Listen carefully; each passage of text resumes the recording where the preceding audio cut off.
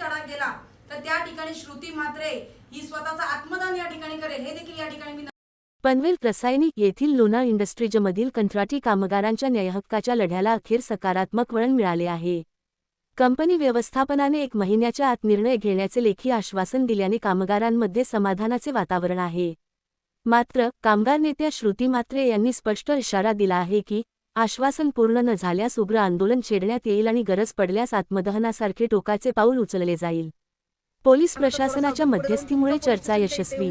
22 कामगारांच्या प्रश्नांवर तोडगा, कायमस्वरूपी नोकरी व वेतनवाढीचे आश्वासन. या आंदोलनात स्थानिक नागरिक, लोकप्रतिनिधी आणि कामगार मोठ्या संख्येने सहभागी झाले होते. आता सर्वांचे लक्ष कंपनी दिलेले आश्वासन पाळणार का? ठिकाणी आपण उपोषण मागे घेतलेलं नसून त्या उपोषणाला आपल्याला एक चांगलं असं यश आलेलं आहे की कालपर्यंत हे मुजोर प्रशासन या कामगारांना कुठेही जुमानत नव्हतं. या कामगारांच्या बाबतीत अन्य अशा नसलेल्या गोष्टींचा सुद्धा आरोप लावत होते. परंतु आज या कामगारांच्या एकजुटीला गेल्या आठवडाभर चाललेल्या अगदी सकाळी 8 वाजल्यापासून रात्री 12 वाजेपर्यंत हा वेगळ्या पद्धतीचा एक संघर्ष सुरू होता. गेल्या 8 दिवसांपासून अगदी सकाळी 6 वाजेपर्यंत चर्चा सुरू होत्या की या कामगारांचा परमनंटचा विषय प्रलंबित होता.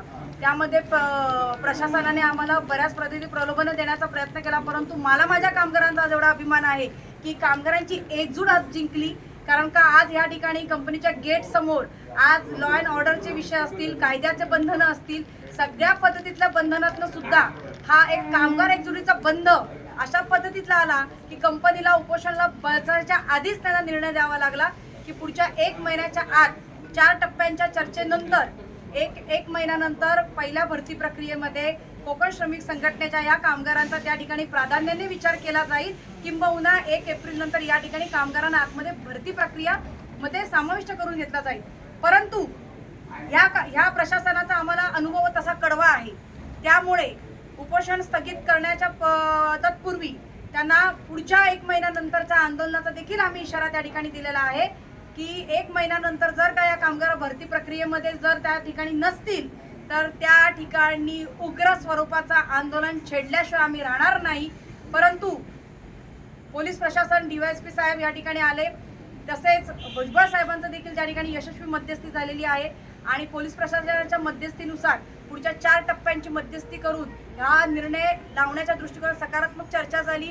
टोटे साहेबांनी त्या ठिकाणी फोनद्वारे त्याची हमी घेतलेली आहे की या मुलांचा आम्ही परमनन्सीमध्ये विचार करू आणि 21 मुलांच्या बाबतीत येणाऱ्या दिवसांमध्ये टप्प्याटप्प्याने असं 2 टप्प्यांमध्ये किंवा 3 टप्प्यांमध्ये हा विषय निकाली लावू अशा पद्धतीतलं आश्वासन त्यांनी आम्हाला या ठिकाणी दिलेलं आहे.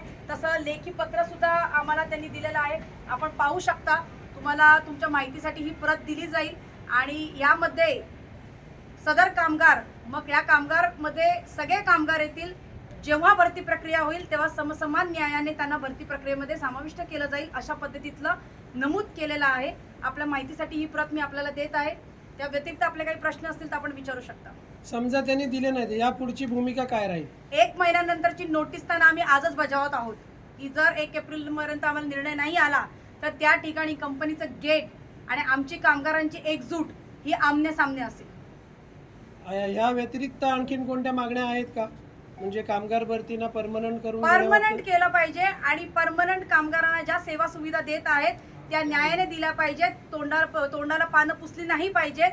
परमनंटचा फक्त बॅच नाही तर त्यांना योग्य त्या प्रक्रियेमधनं परमनंट करावं आणि त्यांना परमनन्सीचा जो त्यांचा क्रायटेरिया आहे त्याच्यानुसार त्यांना जी काही सेवा सुविधा आहेत ती दिली गेली पाहिजे. तिथे परमनंट झाला विषय, त्या ठिकाणी मला असं वाटतं सर्वच विषय लागू झालेले आहेत. कायदा सुव्यवस्थेचा प्रश्न पाहता पोलीस प्रशासनाने फार महत्त्वाची भूमिका घेऊन आज बैठक दिलेली आहे. कशा पद्धतीने पोलीस प्रशासनाच्या या निर्णयाला तुम्ही स्वागत करा? पोलीस प्रशासनाचं खरंच कौतुक केलं पाहिजे. कारण गेल्या 2 दिवसांपासून संपूर्ण पोलीस प्रशासन या ठिकाणी यशस्वीरित्या प्रयत्न करत आहेत. खरं तर लोना कंपनी ही मालकापर्यंत पोहोचून देत नव्हती. आजही संपूर्णतः पोहोचले नाहीत कारण मालक या ठिकाणी येऊ शकत नाही अशा त्या भूमिकेत होते. परंतु फोनद्वारे आणि व्हिडिओद्वारे पोलिसांशी त्यांनी मध्यस्थी केलेली आहे की ह्या पत्रामध्ये केलेल्या 4 जणांनी केलेल्या सहीचा मी जबाबदारी घेत आहे की हे पत्र अधिकृत आहे.